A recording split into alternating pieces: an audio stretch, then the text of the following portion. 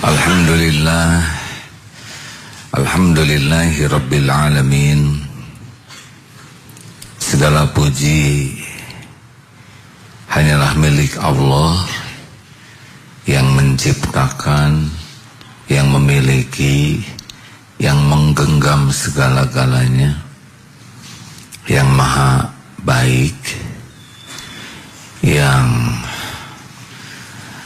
tidak pernah terputus curahan nikmatnya walaupun kita mengkhianatinya. Yang membangun pesantren ini, yang mengumpulkan kita di sini, ditutupi aib, diterima sekecil apapun amal. Alhamdulillah. Allahumma sholli ala Sayyidina Muhammad wa ala alihi wa ashabihi ajma'in. Hadirin, kita membahas sedikit tentang silaturahim. Silaturahim itu adalah tersambungnya hati.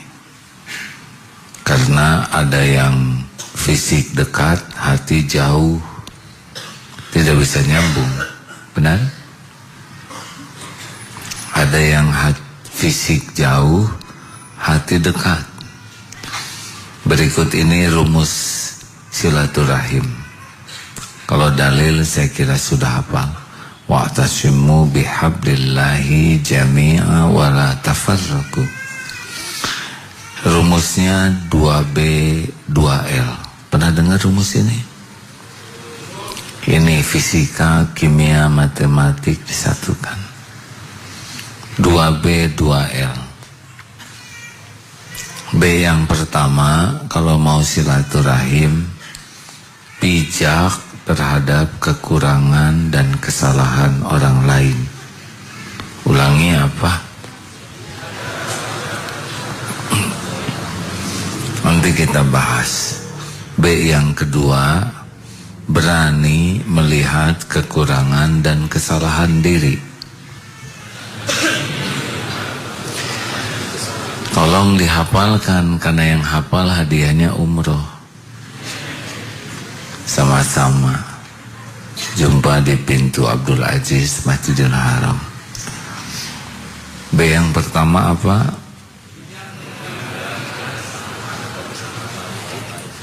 B yang kedua, berani. L-nya adalah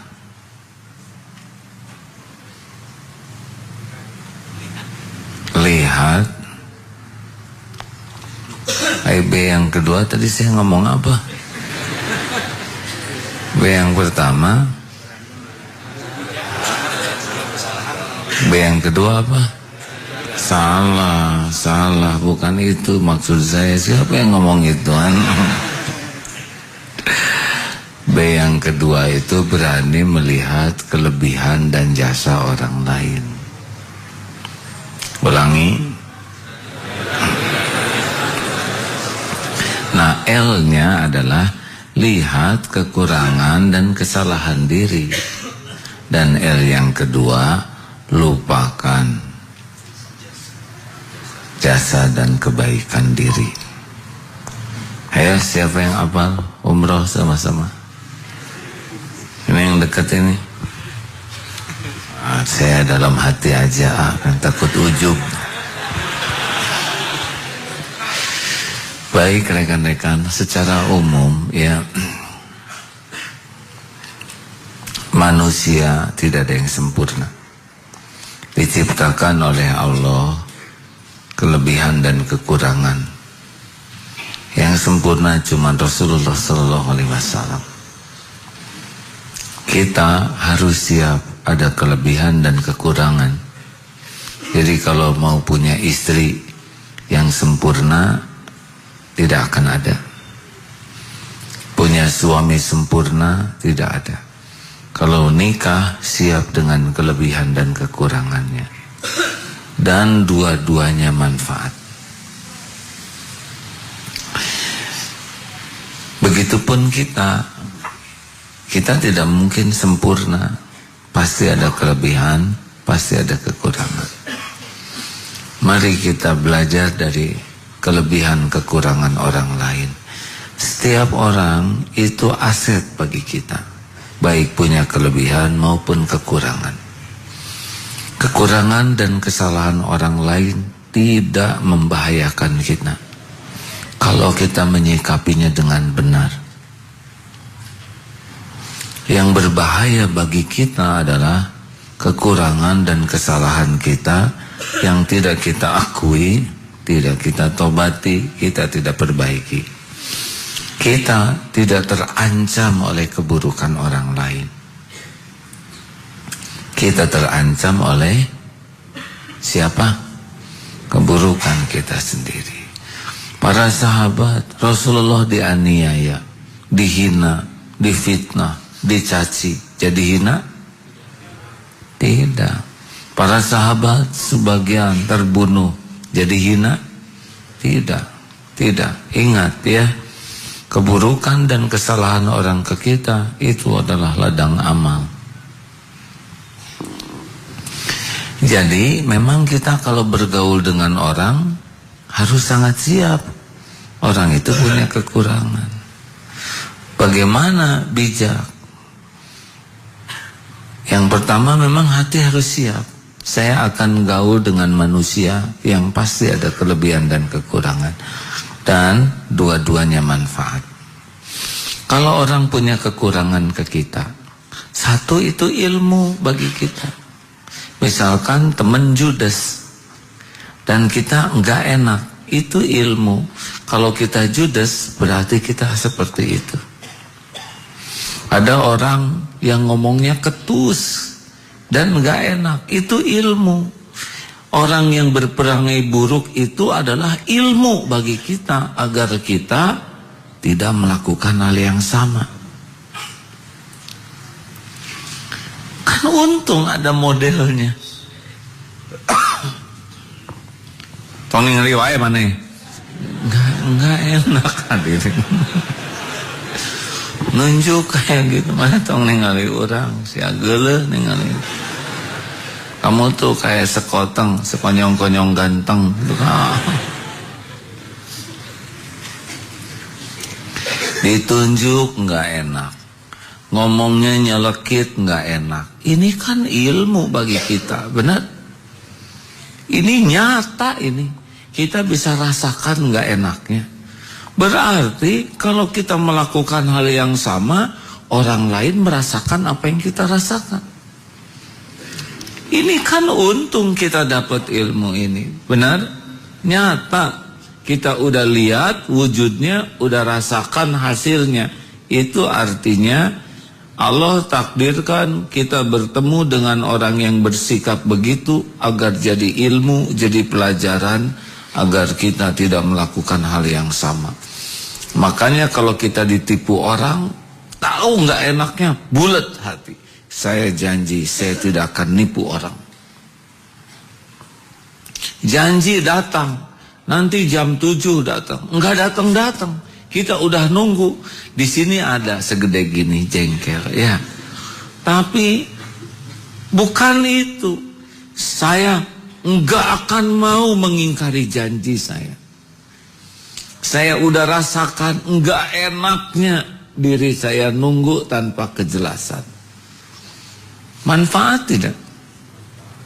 Jadi setiap perangai buruk orang kepada kita itu aset bagi kita, agar kita tidak melakukan keburukan yang sama.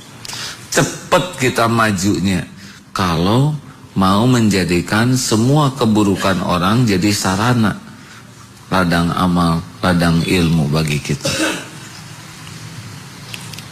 Jelas tidak hadirin? Susah kayak gini ya. Sebab jatuhnya jengkel aja. Kita tidak melihat mereka tuh sebagai ladang ilmu dari Allah, tapi kita hanya baru melihat mereka yang menyakiti, belum Allah menggerakkan mereka sebagai ilmu bagi kita. Jadi kalau kita hanya ke orang yang nyebelin, nggak nyambung ke Allah yang mengizinkan dia nyebelin, jadi sebel. Tapi kalau kita lihat dia nyebelin dan nyambung, Allah lah yang menakdirkan saya merasakan ini, beda.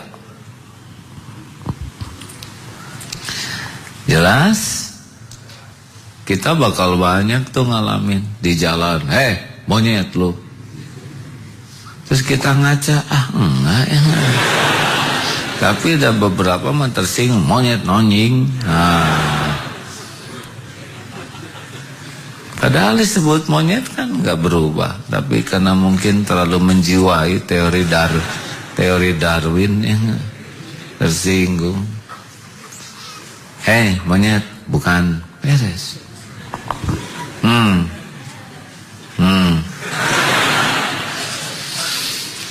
Kita mau orang begini, kita gini lagi, mau ngapain? Dia kasih perut, kita kasih jempol. Saya gelut yang mana?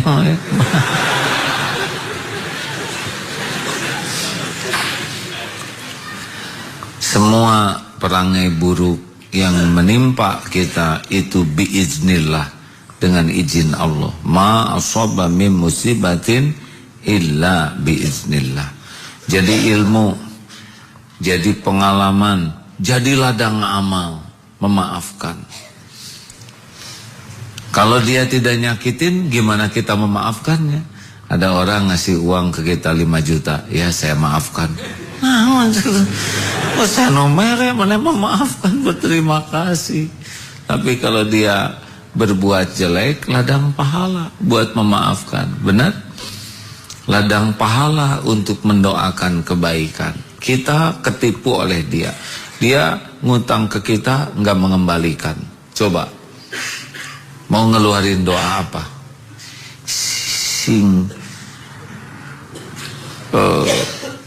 Sesek napas. Makin gak bisa bayar dia, karena dia gak bisa kerja. Kenapa gak doa yang baik aja? Sekarang dia pinjam uang kita, gak dipulangin. Mau doa apa? Singkat tabrak, gak bisa bayar. Kenapa enggak doa yang baik aja? Ya Allah, bukakan pintu rezekinya, bukakan pintu hatinya, berikan kelapangan, kekuatan iman. Rugi enggak doa gitu? Cik wajah kita ketika doa itu jadi mengkerut, jadi bagus. Bandingkan dengan doa dendam. Ya Allah, atasnya kuma Allah wa eta malah mau ditabrak truk tronton atau mangga ya Allah. Dia janji kemarin bayar 300.000, cuman bayar 250 ya Allah. Hanya selisih 50.000. Doanya doa kedenles tronton kan kejam ada. Mending doa baik aja ya. Setuju? Dan kalau doa baik nggak usah dikasih tahu ke dia, jadi nggak mustajab. Kalau mau baik mah jangan tanggung atuh hadirin ya. Walaupun tersembunyi tetap saja kita berbuat baik. Setuju? Ya Allah, dah mungkin dia tengah niat untuk nipu saya, tapi dah dasar penipu, nggak pakai niat juga nipu, hantem. Doa. Kalau memang ini dia penipu, mudah-mudahan ini tipuan yang terakhir kalinya. Dan enggak rugi hadirin. Berhati baik, berpikir baik, mendoakan yang baik, enggak ada ruginya. Dan semuanya juga kembali ke kita. Betul? Bahkan kadang-kadang perlu orang yang berbuat jelek ke kita supaya kita kelihatan bagus. Iya kan? Kita bagaimana kelihatan pemaaf kalau nggak ada yang berbuat jelek ke kita? Nah hadirin, sudah. Kalau kita mau bijak mikirnya begini, kalau saya melakukan kesalahan ini, apa yang saya inginkan orang berbuat ke saya? Mau dibeberkan? Enggak. Kita berbuat salah, maaf sederhananya, kita kentut, misalkan. Apa yang kita inginkan dari orang di sekitar kita? Pura-pura nggak dengar kan? Ya kan? Cara ricing. Kita tenang kan? Walaupun nyata terdengar dengan bentes begitu. Tapi semua itu cara ricing. Kita bahagia kan? Apalagi ente teka kuping misalkan. Ini serius hadirin. Ini ilmu penting nih. Kalau kita buang angin, kan harapan kita orang nggak ada yang itu dia enggak, semuanya diam, tenang. Kita mencium bau produk kita, ya enggak. Tapi orang sih biasa nih, jernih. Kita kan tenang. Kenapa kalau orang kentut kita rewel? Harusnya kita berlaku sama dengan apa yang kita harapkan orang lain memperlakukan kita. Dengarkan kisah ulama yang dianggap tuli itu. Sedang ada yang konsultasi, ibu-ibu kentut. Aduh, ibu malu. Tapi ulama ini tenang aja, seperti yang tidak mendengar. Tolong bicaranya yang keras. Yai, aduh si ibu bahagia, berarti nggak kedengaran. Padahal jelas oleh kiai gitu. Tapi demi menjaga perasaan ibu itu, kiai pura-pura tuli itu. Ini orang bijak. Bukan seperti kita ya. Ayo mana itu mbak naon, aduh sakit tadi. Bu, Pak, ayo perlakukan orang sebagaimana kita ingin diperlakukan orang. Kita tidak mau kesalahan kita dibeberkan. Jangan membeberkan kesalahan orang. Kalau kita bikin salah, ingin orang memaafkan, maafkan saja orang. Apa yang kita inginkan orang memperlakukan kita, lakukan ke orang lain. Karena Allah sudah menanam di hati kita. Betul? Kalau kita bikin salah, mau nggak dipermalukan di depan orang? Nggak mau. Jangan memperlakukan orang yang bikin salah. Karena sama manusia itu softwarenya. Banyak pahala dengan kesalahan orang lain. Pahala belajar, pahala sabar, pahala memaafkan, pahala mendoakan. Nggak ada ruginya orang berbuat jelek ke kita kalau kita benar menyikapinya. Kita makin berilmu, makin berpengalaman, makin mulia, barokah orang-orang yang berbuat jelek ke kita. Benar?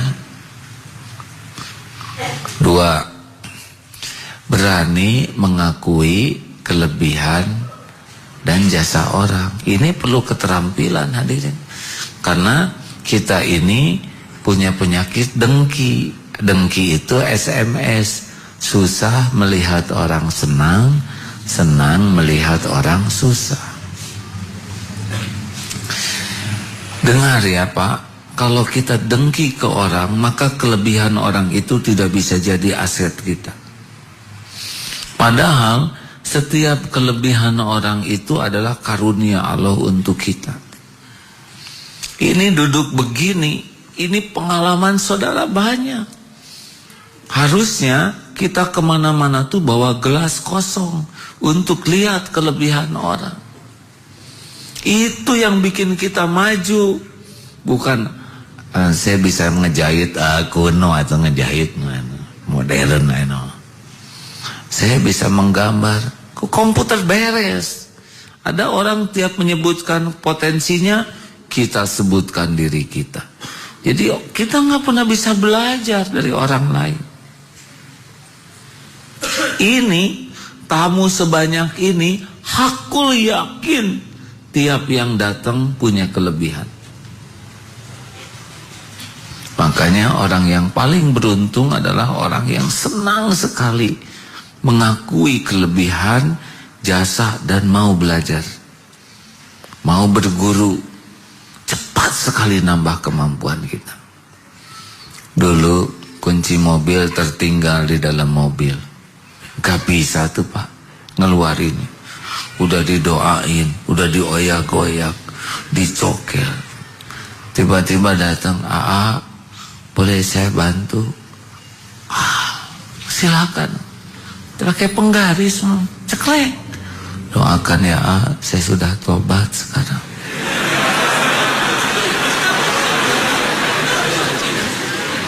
Kita berjam-jam gak bisa, Pak.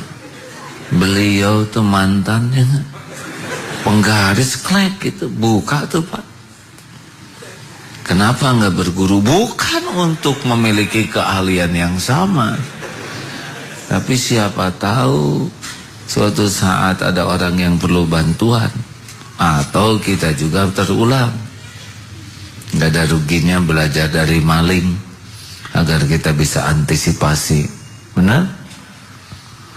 Enak, belajar enak. Saya punya teman Ustadz Fuad, kuliahnya IAIN, rugi. Saya punya teman beliau nggak diminta baca hadis, tolong bacakan Ustaz. Bismillahirrahmanirrahim. Dari Abu Hurairah radhiyallahu an dari Nabi sallallahu alaihi wasallam bersabda, barang siapa yang beriman kepada Allah dan hari akhir, hendaklah ia memuliakan tamunya. Barang siapa yang beriman kepada Allah dan hari akhir, hendaklah ia menyambungkan silaturahim. Dan barang siapa yang beriman kepada Allah dan hari akhir, hendaklah ia berkata yang benar atau diam. Hadis riwayat Imam Muslim. Dari Abu Hurairah radhiyallahu an meriwayatkan bahwa Rasulullah sallallahu alaihi wasallam berdiri di samping beberapa orang yang sedang duduk. Lalu beliau bersabda, maukah kau beritahu kepada kalian tentang orang yang paling baik dan orang yang paling buruk di antara kalian? Mereka pun terdiam, tidak ada yang menjawab. Lalu Nabi SAW bertanya kembali hingga 3 kali. Maka salah seorang di antara mereka berkata, silahkan wahai Rasulullah, beritahukan kepada kami tentang orang yang paling baik dan orang yang paling buruk di antara kami. Rasulullah SAW bersabda, yang terbaik di antara kalian adalah orang yang selalu diharap-harapkan kebaikannya dan orang lain merasa aman dari keburukannya. Sedangkan orang yang paling buruk di antara kalian adalah orang yang tidak diharapkan ada kebaikan padanya dan orang lain tidak aman dari keburukannya. Hadis riwayat Imam At-Tirmidzi. Nah, ini kalau mau tahu orang baik itu ngangenin. Karena tiap ngobrol ada 3 kan cirinya orang yang baik, yang dijadikan sahabat. Kalau bicara membuat kita ingat Allah. Kalau ngobrol, kalau ketemu, sebetulnya ada hadisnya ini hadirin. Ustaz, buat apa kita kenalan kalau hadis tidak dibacakan? Jadi kalau kita ngobrol ingat Allah, lihat perilakunya ingat akhirat. Kalau kita saya salah nih hadisnya Ustaz, tenang Ustaz ya. Tapi orang baik itu kita pengen ketemu karena kita aman, tidak diganggu olehnya, bahkan dapat manfaat. Kalau orang yang kurang baik akhlak, kita nggak mau ketemu karena kita tidak merasa aman. Dan kalau ketemu juga nggak ada kebaikan, minta ditraktir ya, apa aja gitu, jeletak-jeletuk naon, pentil, nyebut pentil ke kita. Mana itu juga dolok-dok kacayan, ada aja ngomong celetak-celetuknya teh nggak enak. Kita nggak mau. Nah, ciri orang yang baik itu adalah yang kita pengen ketemu karena dapat manfaat. Jadi ingat Allah, jadi ingat akhirat, jadi nambah ilmu, nambah yakin, nambah amal.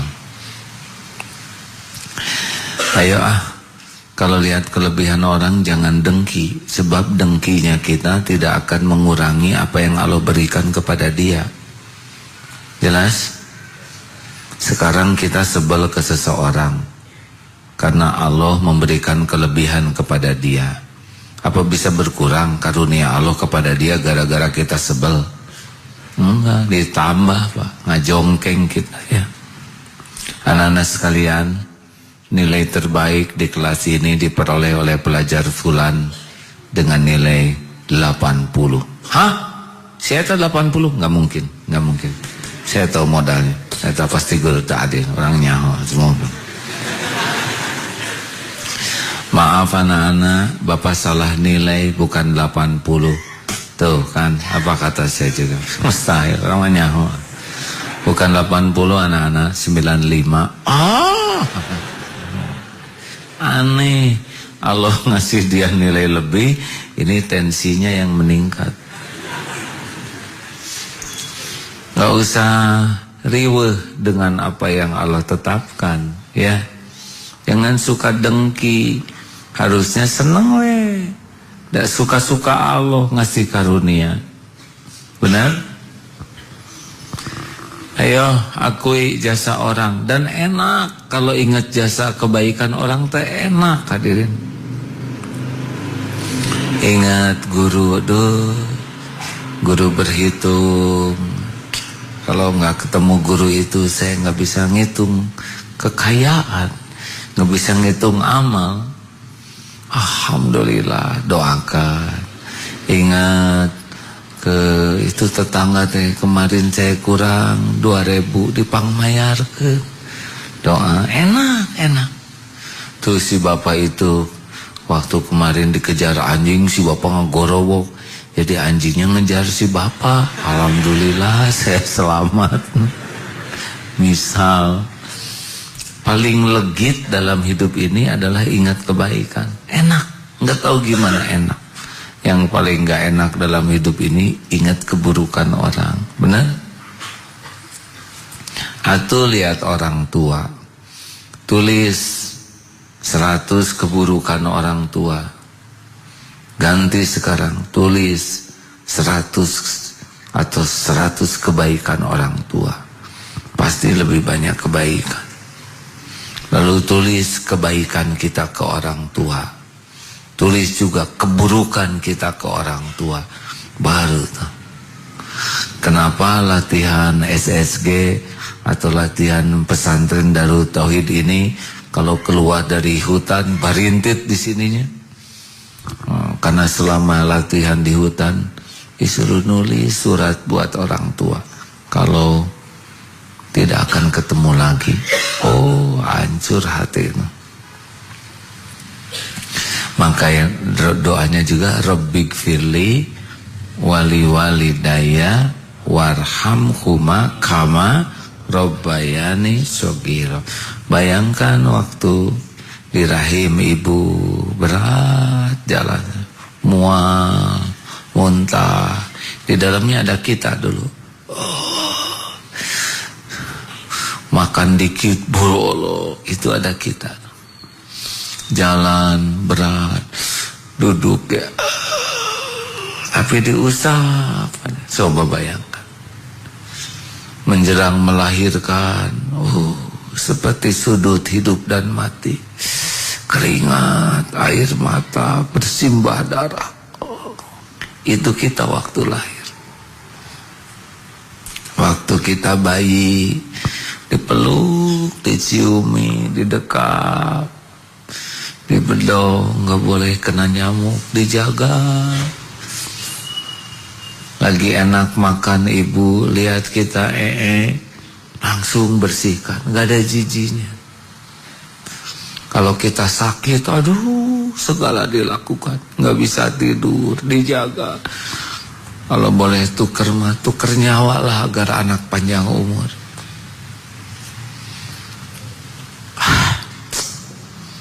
Sering membayangkan itu. Kalau kekurangan pasti ada, nggak ada orang tua sempurna, ya. Siapa yang paling ahli memikirkan kebaikan dan jasa? Lembut hatinya. Masya Allah. Allah suka. Masya Allah. Ada yang dibacakan, Ustaz? Dari Ibnu Abbas radhiyallahu anhuma menceritakan bahwa Rasulullah sallallahu alaihi wasallam pernah ditanya, "Wahai Rasulullah sallallahu alaihi wasallam, manakah di antara kawan-kawan kami yang terbaik?" Maka beliau menjawab, "Seseorang yang dengan melihatnya mengingatkan kalian kepada Allah, dengan perkataannya bertambah amal kebaikan kalian, dan amal-amalnya mengingatkan kalian kepada akhirat." Hadis riwayat Imam Abu Ya'la. Nah, kalau cari teman seperti ini, lihatnya aja jadi ingat ke Allah.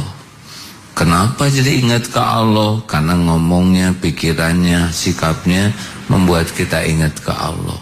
Kalau ngobrol, mendengar perkataannya, jadi banyak bertambah amal soleh kita.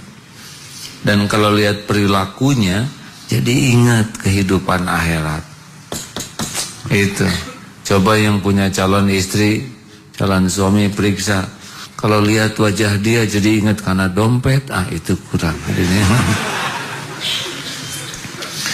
Jadi ingat cicilan.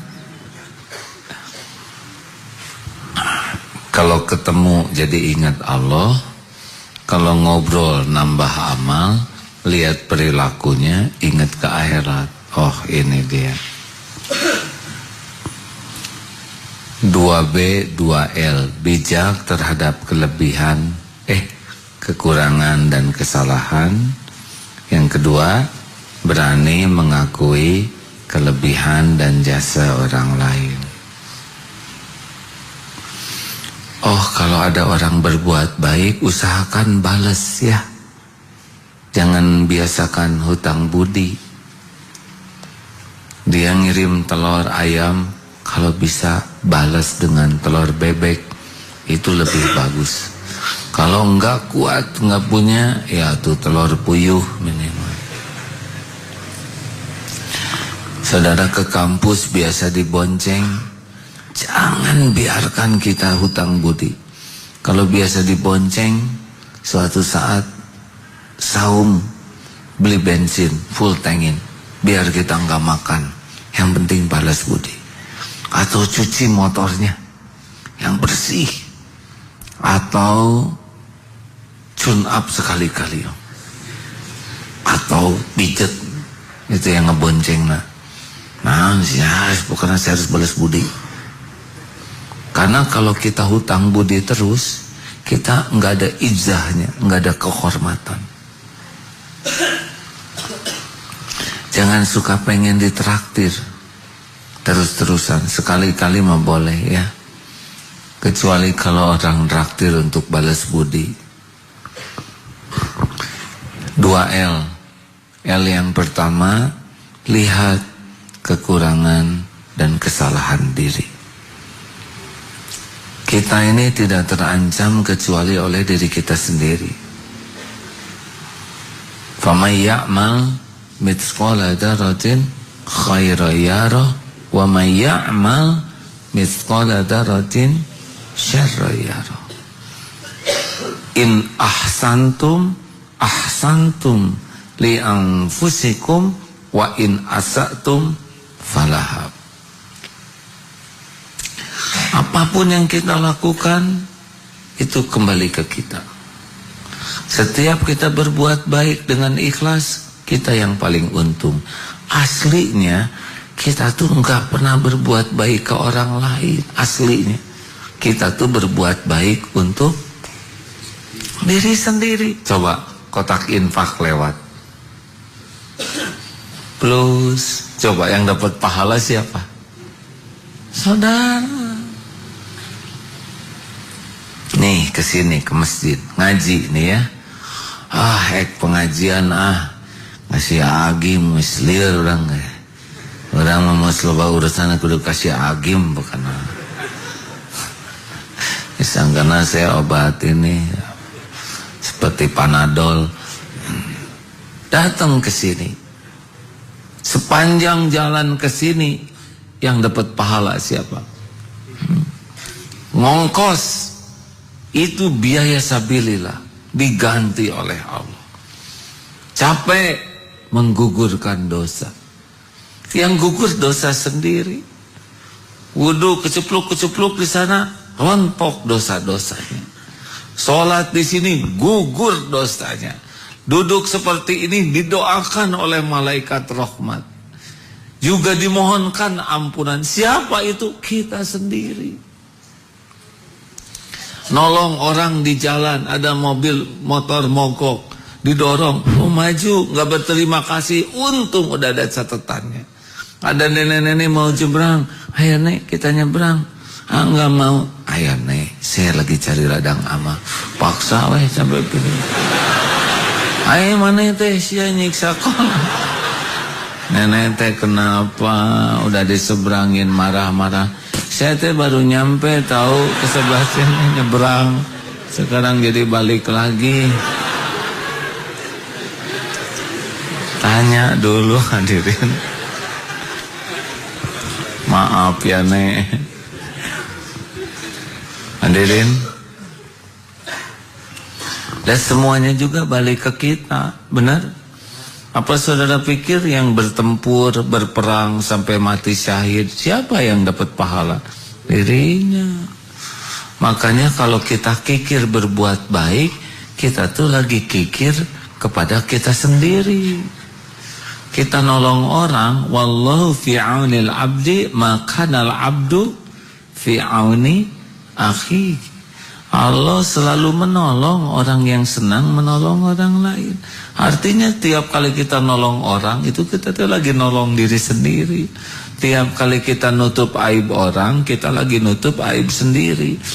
Jadi orang-orang yang paling kikir berbuat baik, dia paling kikir menginginkan kebaikan buat dirinya. Disebut zalamtu nafsi.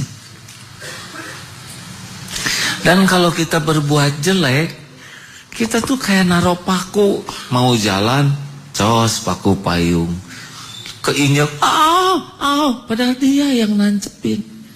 Beling, paku yang karatan, bayonet, bambu runcing, tiap kita bikin dosa tuh kita yang nancepin persis di tempat yang bekal kita injak. Karena nggak akan kemana-mana. Perbuatan kita ya buat kita. Jadi kalau kita menderita itu bikinan siapa? Jawab hadirin. Saudara, bukan kita. Kalau kita saya ikutan.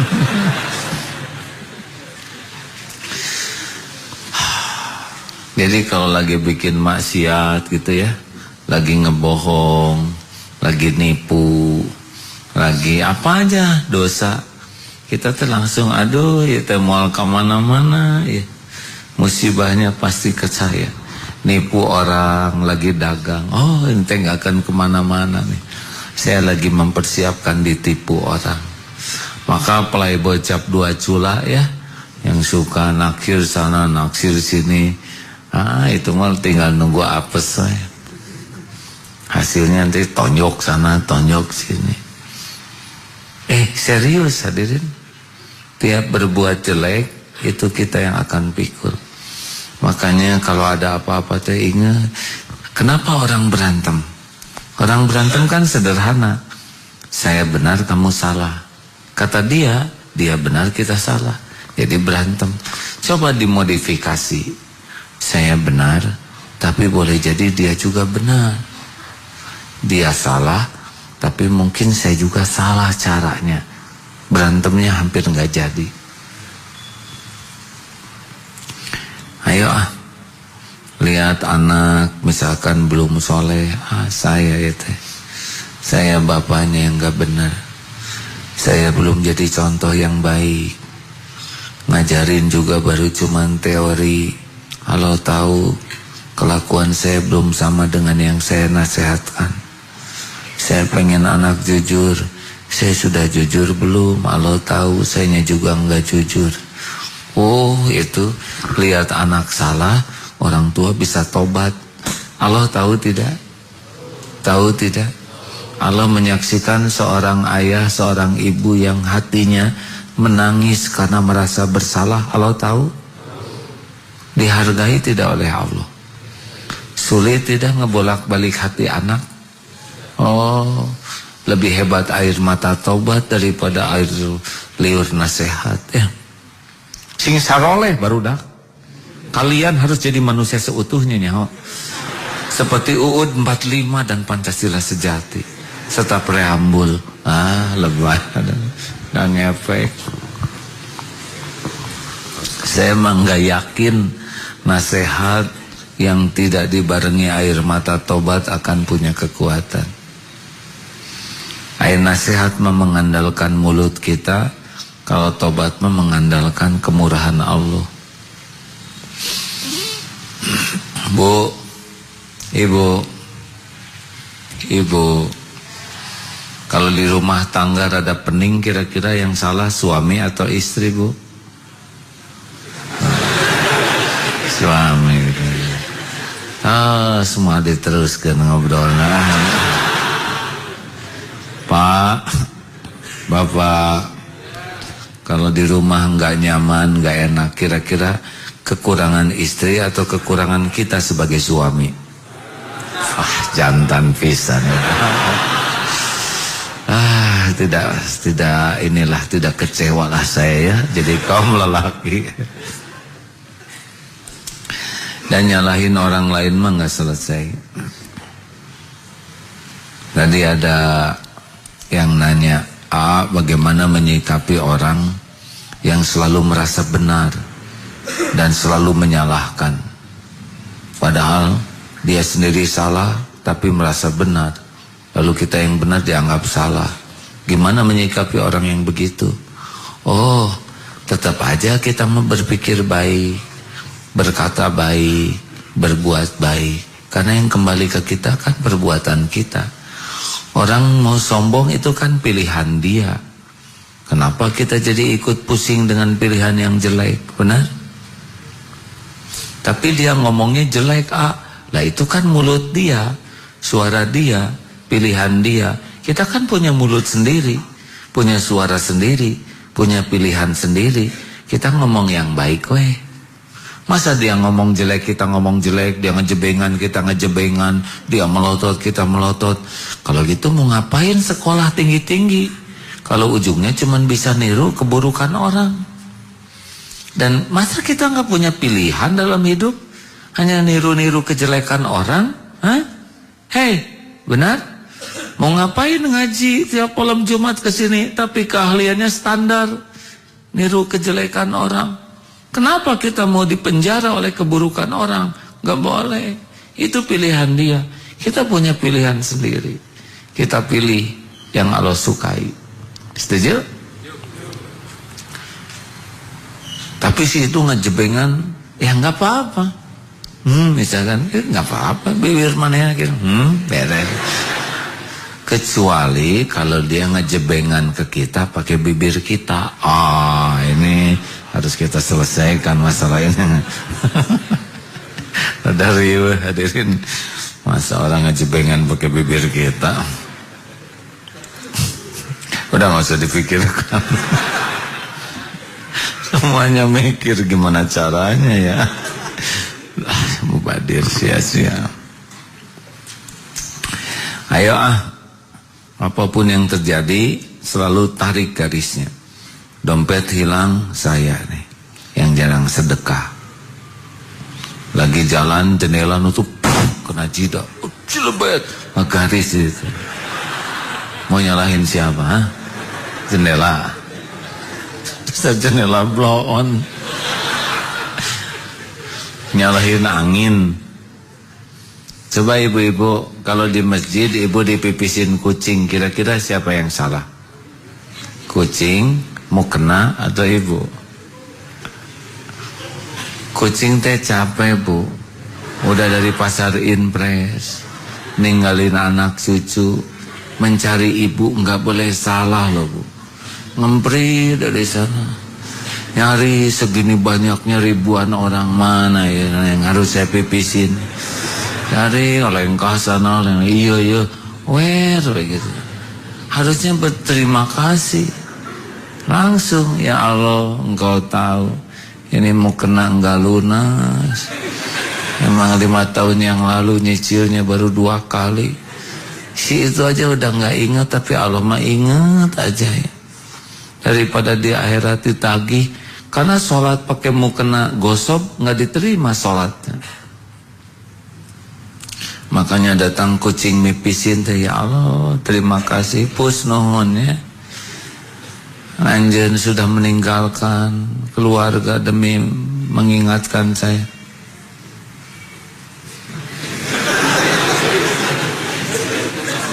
Ada kucingnya? Maaf ya pus. Allah menghibur ya. Ngobrolin ucing, ayah deh ucingnya. Subhanallah, nggak ada yang kebetulan. Ayo apa-apa teh jangan nyalahin orang. Sibuk, saya sumber masalahnya. Tinggal perbaiki, tobat. Kalau harus minta maaf, minta maaf. Gimana kalau saya sudah minta maaf dia nggak memaafkan? Ya itu mah urusan beliau. Ya, urusan kita meminta maaf dengan tulus, minta ampun ke Allah. Dan jangan berat untuk ngaku. Ya kalau salah masalah, mending beres di dunia lah daripada di akhirat. Betul? Dunia mah nggak ada yang tawat. Paling di mata kemana tong sakanya rikabi. Ya, dah. Gitu. Tapi tuntas di dunia. Jangan takut dimarah orang, takut dimarah Allah. Dimarah orang dah pasti nggak begitu lama lah, dah capek malah capek. Tapi kalau dimurkai Allah, dunia akhirat hancur. Terakhir, lupakan jasa dan kebaikan diri. Gini hadirin, kalau kita banyak nginget-nginget jasa, itu nantinya jadi nggak ikhlas. Padahal sebetulnya bukan kita yang berjasa. Ingat ya, kalau kita nyumbang masjid atau kita sedekah, itu sebetulnya bukan kita yang menyantuni anak yatim, tapi itu rezeki anak yatim yang dititipkan oleh Allah ke kita. Jadi kita kepilih jadi jalan aja udah untung. Kalau kita ikhlas baru jadi pahala. Kalau kita enggak ikhlas, kita enggak dapat apa-apa. Dan anak yatim itu dapat apa yang Allah tetapkan. Misal ceramah ini manfaat. Misal eta mah bukan jasa Aagim. Itu mah Allah aja yang menghendaki adanya manfaat. Saya diuji bagian bicara. Kalau belajar ikhlas, mudah-mudahan saya kebagian pahalanya. Tapi kalau merasa berjasa, merasa pintar, merasa soleh, merasa udah lebih dari yang lain, saudara tetap dapat ilmu. Saya nggak dapat apa-apa. Ibu, jangan merasa berjasa melahirkan anak. Benar ibu berjasa, tapi merasa berjasa jangan. Apalagi disebut-sebut, ini ibu nak, ini ibu. Anak kan bengong. Nah ibu jadi lupa diri ya. Jadi si ibu lupa, disangkanya kaki.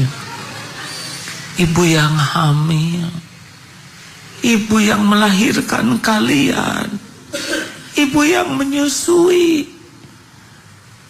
Jangan ditiru ya omongan ini cek anak teh. Atuh siapa suruh ibu? Dah saya mah pesen bijil di ibu. Nggak boleh anak ngomong gini. Tapi dah nggak boleh kita orang tua begitu. Coba saya nanya, Bu, ibu, kalau suami ngomong gini, ibu simpati nggak? Capek jadi suami teh, capek cari nafkah teh, nggak gampang, capek bapak teh. Kira-kira wibawa enggak bu? Enggak. Udah takdirnya orang yang pamer jasa tuh nggak ada apa-apanya. Saudara tahu saya sebagai pimpinan pesantren ini capek. Aneh. Atos eureun atuh ah.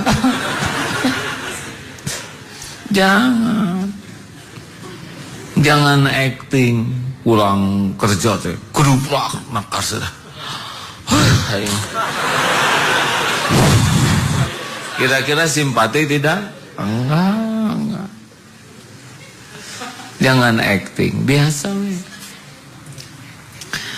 Jangan pengen diakui, jangan pengen diterima kasihi, jangan pengen dibalas budi. Udah lupakan we. Dah Allah pasti ingat, benar?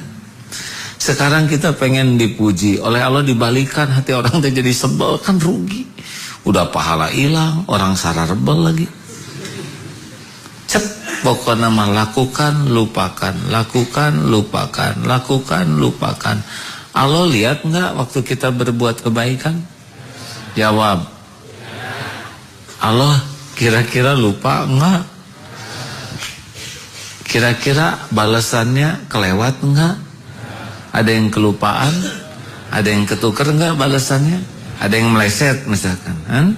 Karena duduk deketan gini kita minta jodoh, satu minta kambing misalkan. Terus nah jadi kambing kayak mana? Tahu-tahu tetap jodoh yang punya kambingnya, ternyata jodohnya jangan suudon ya. Kambing itu sebagai sarana kontak namanya ya. Ayo belajar pikun. Kita lupakan kebaikan kita udah. Nih ya, Darul Tauhid ini sama sekali bukan jasa Abdul Hakim Nastiar. Sebelum saya lahir juga di Lauh Mahfuz sudah ada tulisan pesantren ini akan ada. Benar? Ada enggak ada saya, ya tetap kejadian apa yang Allah rencanakan. Saya mah cuman ikutan dalam episode takdir adanya pesantren ini. Kalau belajar ikhlas, mudah-mudahan ada pahalanya. Tapi kalau sok berjasa, sok hebat, sok berbuat, nggak dapat apa-apa. Pesantren mah ada sesuai dengan rencana Allah. Makanya jangan suka merasa penting. Pernah ada seorang, Bapak kenapa nggak haji? Kalau saya haji bagaimana? Meninggalkan perusahaan 40 hari. Bagaimana perusahaan bisa bangkrut karyawan? Pak, Bapak meninggal juga beres dunia mainnya. Emangnya kita ini siapa? Emang kalau kita mati dunia jadi robah? Enggak. Lancar-lancar Kalau kita mati udah beres sesuai dengan rencana Allah. Gimana kalau Agi mati? Ya dikubur. Hadirin. Kalau kita meninggal paling ada 3 grup. Yang pertama mungkin orang lewat, oh si itu meninggal, kan nyangka ya kemarin ada sekarang meninggal. Dah lupa, dia udah sibuk. Nanti mungkin teman-teman dekat kita, ya Allah dia meninggal, ayo tuh kita anterin, paling antar ke kuburan. Ya, udah gitu pulang ke kantor, sibuk dengan cuman segitu. Kantor ganti lagi, langsung ada pengurus baru, biasa ya, beres ya urusan mah. Yang rada sedih mungkin keluarga, ya. Tapi itu juga paling beberapa bulan, minggu, bulan. Dan tahun depan mah udah lewat sebuah episode. Baju-baju kita dibagikan, disedekahkan, harta warisan dibagi, pesantren ada yang neruskan. Tapi kita baru memulai kehidupan yang sebenarnya di kubur nanti. Baru start penghitungan-penghitungan. Kita suka mikirin takut matinya, padahal hidup di kubur itu. Orang udah pada lupa. Mungkin yang meninggal muda istrinya nikah lagi ya. Dikubur kita babak belur. Dan mulai start kehidupan yang asli masa sudah dikubur. hitung-hitungannya semuanya ada. Makanya jangan suka nyebut-nyebut amal kita, visi nggak jadi bekal pulang. Dilupakan mah nggak apa-apa. Dilupakan oleh orang buat nopo-nopo mas, nggak apa-apa. Orang lupa ke kita mah nggak apa-apa. Tapi dilupakan Allah petaka bagi kita. Ayo belajar pikun, melupakan kebaikan kita. Nggak usah disebut-sebut, nggak usah dipamer-pamer. Dah bukan kita yang berbuat baik, Allah. Kita jadi jalan. Kalau kita ikhlas, barulah jadi amal kita. Ya. Kenapa jadi pada melongo begini hadirin? Sedih? Sedih Pak. Saya juga kalau meninggal, ya udah nanti kursi ini diisi oleh yang lain. Imamnya juga akan ada lagi, ya. Paling lagi meninggal, paling diantar mungkin ke kuburan. Udah itu pada pulang sibuk dengan kegiatan. Ya hanya tinggal sebuah kenangan. Pernah ada Abdullah Gimnastia di pesantren ini. Selebihnya mah saya aja dikubur harus memikul apa yang saya lakukan selama hidup ini. Makanya jangan dipamer-pamerlah amal yang sedikit itu ya. Biarlah jadi bekal pulang kita. Kalau umur jasad pendek, umur amal yang panjang. Cukuplah Allah yang menjadi saksi. Wa kafa billahi syahida. Terima kasih.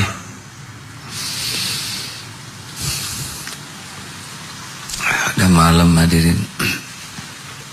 Ini awalannya sudah berapa hari?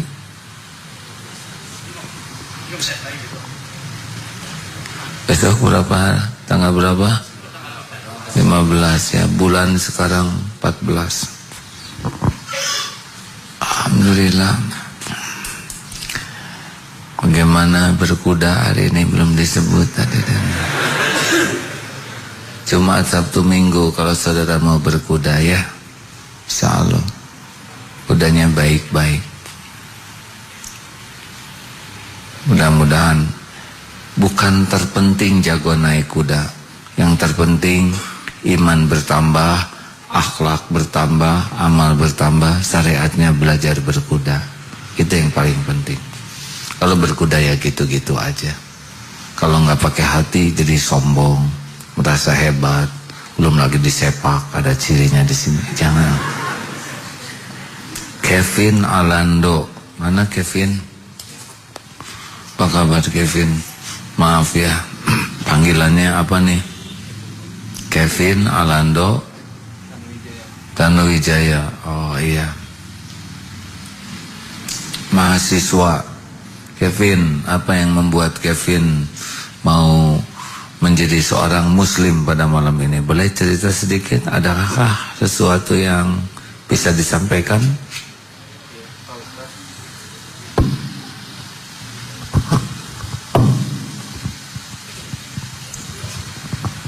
Iya, Pak Ustadz. Sebenarnya simpel aja sih Pak. Saya hanya ada 2 alasan. Yang pertama, saya ingin belajar kesederhanaan Pak. Karena di Islam itu kan kita belajar dari hati ya Pak. Semua yang kita lakukan itu dari hati. Dan yang kedua itu sholat 5 waktu Pak. Dimana sholat 5 waktu itu bisa mencegah kita dari suatu yang tercela atau yang tidak baik. Jadi itu yang menarik buat Kevin awalnya ya. Iya Pak. Dari hati terus lihat orang Islam aja banyak yang berat mau sholat, yang Kevin malah tertarik. Emang kenapa lihat orang sholat dalam pandangan Kevin? Karena orang sholat itu sampai sujud Pak.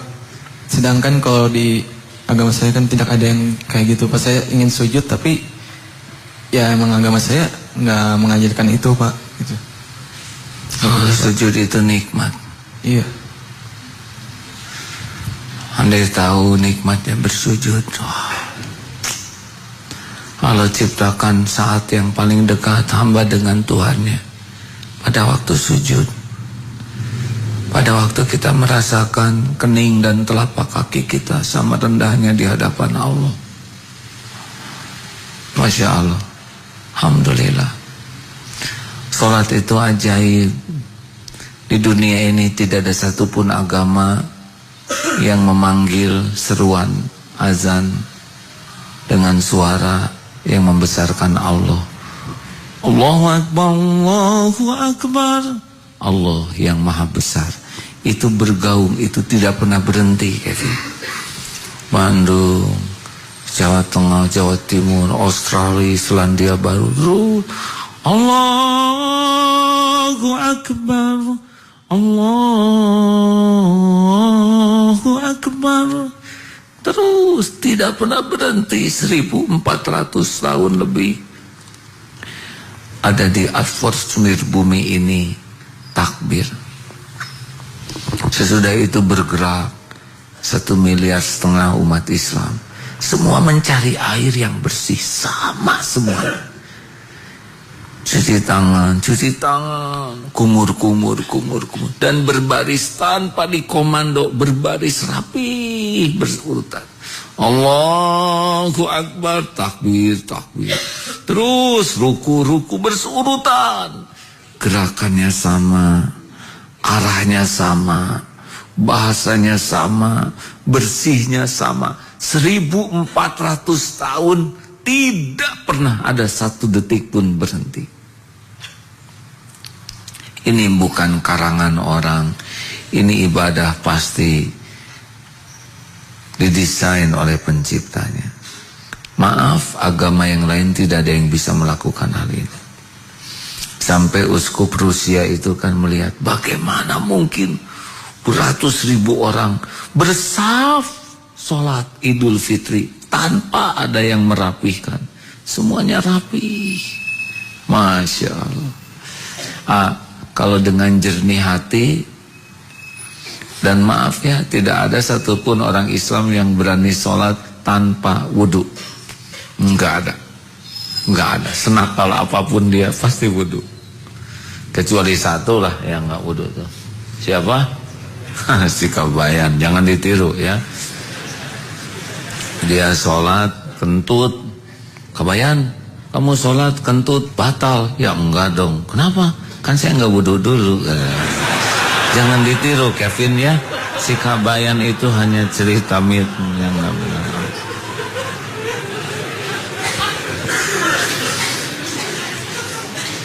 Kevin pertama kali datang ke sini. Iya, Pak. Apa yang dirasakan? Tenang, Pak. Tenang itu nggak bisa dibeli dan nggak bisa dirampok. Tenang itulah aset termahal dalam hidup. Tahu nggak kenapa di sini tenang? Tahu rahasianya? Karena yang dibahas adalah tentang Allah. Hanya Allah yang bisa membuat kita tenang. Dan hanya dengan mengingat Allah lah hati kita bisa tenang. Setiap hati kita dikuasai oleh selain Allah, uang, manusia, cinta, nafsu, pasti ketenangan itu hilang. Makanya jangan jauh dari orang-orang yang mengingat Allah, yang membicarakan Allah, yang patuh ke Allah, pasti tenang. Terima kasih Kevin. Ya. Ikuti ya.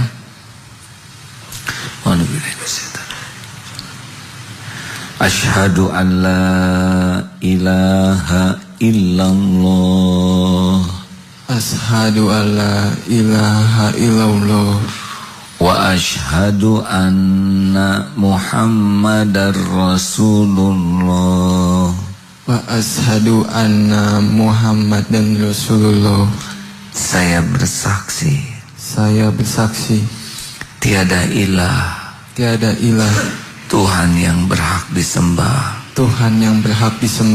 selain Allah. Dan saya bersaksi bahwa Nabi Muhammad adalah utusan Allah. Adalah utusan Allah. Alhamdulillahirabbil alamin. Ya Allah, berkahilah saudara kami ini. Jadikan muslim yang soleh. Jadikanlah hamba-Mu yang istiqomah. Jangan cabut nikmat iman ini. Jadikan jalan hidayah bagi keluarganya, bagi sanak saudaranya, bagi sebanyak-banyaknya umat-Mu. Ya Allah, istiqomahkan sampai husnul khotimah. Begitu pula kami, ya Allah, jangan cabut nikmat iman ini. Rabbana la tuzigh qulubana ba'da idh hadaitana wa hab lana min ladunka rahmah innaka antal wahhab. Amin ya Allah. Alhamdulillah Kevin, terima kasih ya, maaf di atas ya. Ya silakan sahabatnya ya. Alhamdulillah. Allah takdirkan masjid ini jadi jalan. Kalau beri hidayah sebanyak-banyaknya. Punten. Sudah larut malam, mau berwakaf sahabat sekalian. Ya Allah, jadikan wakaf ini mengalirkan pahala tiada terputus sampai kiamat. Mempertemukan kami di surga-Mu ya Allah. Amin. Fadal hadirin, berwakaflah. Bila membaca Fatihah dan ayat kursi, silakan. A'udzu billahi minasy syaithanir rajim. Bismillahirrahmanirrahim. Alhamdulillahi rabbil alamin. Ar-Rahmanir Rahim. Maliki yaumiddin. Iyyaka na'budu wa iyyaka nasta'in. Ihdinas siratal mustaqim. Siratal ladzina an'amta 'alaihim ghairil maghdubi 'alaihim waladdallin. Allahu la ilaha illa huwal hayyul qayyum. La ta'khuduhu sinatun wa la nawm. Lahu ma fis samawati wa ma fil ard. Man dhal ladhi yashfa'u indahu illa bi'idhnih. يعلم ما بين أيديهم وما خلفهم ولا يحيطون بشيء من علمه إلا بما شاء وسع كرسيه السماوات والأرض ولا يؤوده حفظهما وهو العلي العظيم. Bismillahirrahmanirrahim. Qul huwallahu ahad. Allahus samad. Lam yalid wa lam yulad wa lam yakun lahu kufuwan ahad. Bismillahirrahmanirrahim. Qul a'udzu birabbil falaq min syarri ma khalaq wa min syarri ghasikin idza waqab wa min syarri naffasati fil 'uqad wa min syarri hasidin idza hasad. Bismillahirrahmanirrahim. Qul a'udzu birabbin nas, malikin nas, ilahin nas, min syarril waswasil khannas, alladzi yuwaswisu fi sudurin nas, minal jinnati wan nas. Allahumma sholli ala Sayyidina Muhammad wa ala alihi wa ashabihi ajma'in. Hadirin, Entah tinggal berapa lama lagi umur yang tersisa untuk kita. Yang pasti ajal kita sudah ditetapkan, dan setiap hari semakin dekat dengan saat perpisahan. Ajal datang tidak harus tua. Mudah-mudahan kapanpun malaikat maut menjemput kita, kita benar-benar sudah siap. Semoga umur yang tersisa ini kita bisa membalas kebaikan orang tua kita.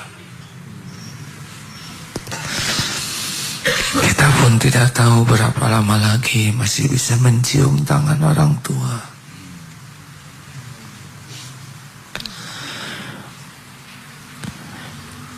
Hari demi hari semakin dekat dengan perpisahan. Jikalau saat perpisahan tiba, jikalau ibu bapak kita sudah terbaring, tidak ada lagi suaranya yang kita dengar,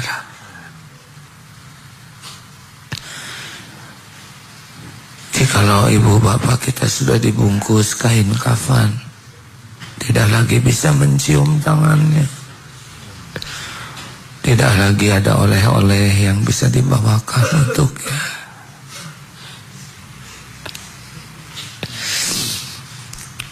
Kalau beliau sudah pulang,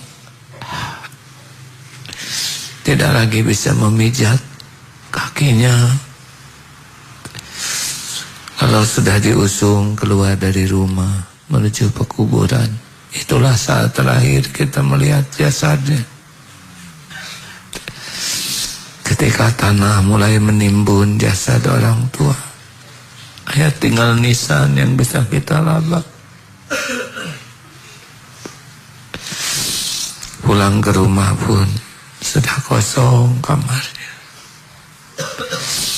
Jangan sia-siakan hadirin, jangan sia-sia.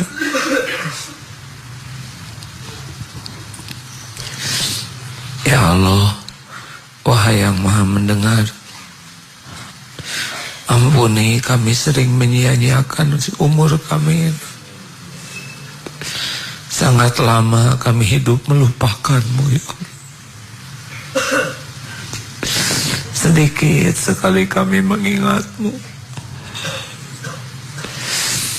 Bahkan dalam sholat pun kami jarang ingat pada-Mu, ya Allah.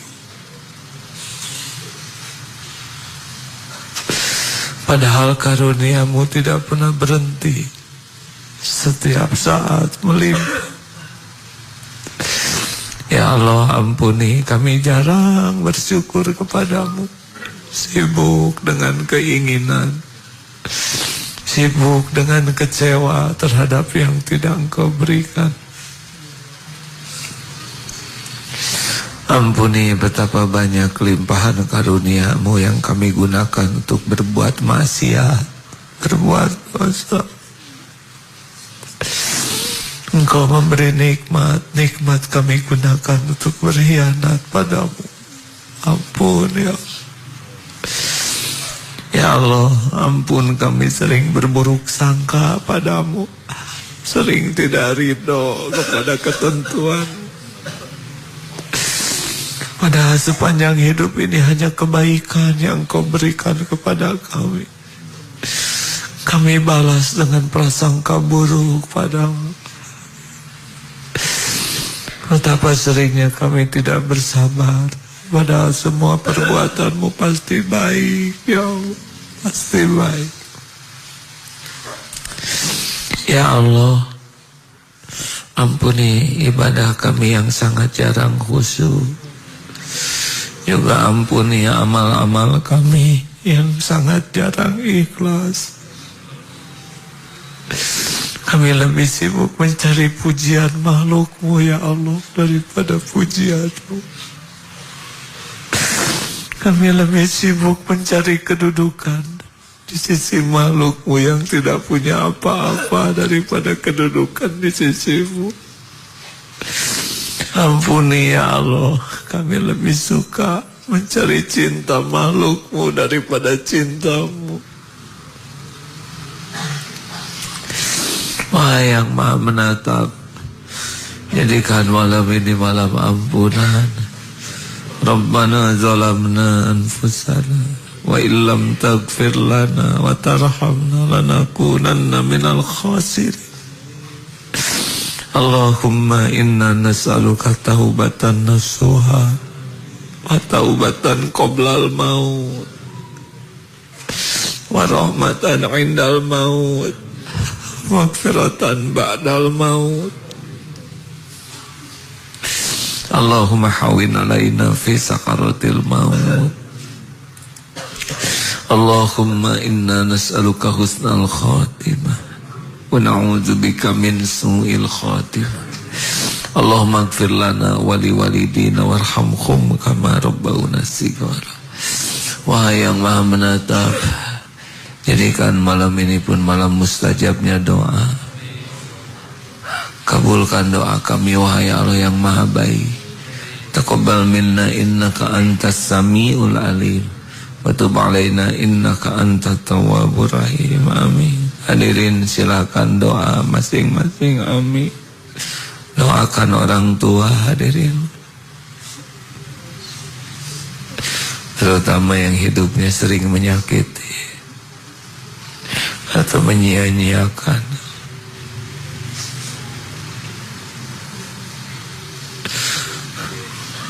Doakanlah hadirin, kita tidak tahu berapa lama lagi.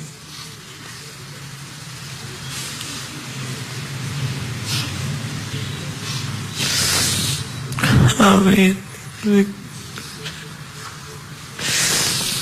Doakan keluarga kita juga agar bisa selamat di akhirat.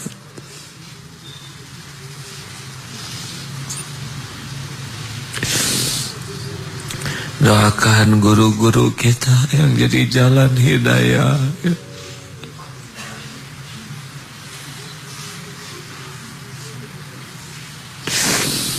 Amin ya Allah.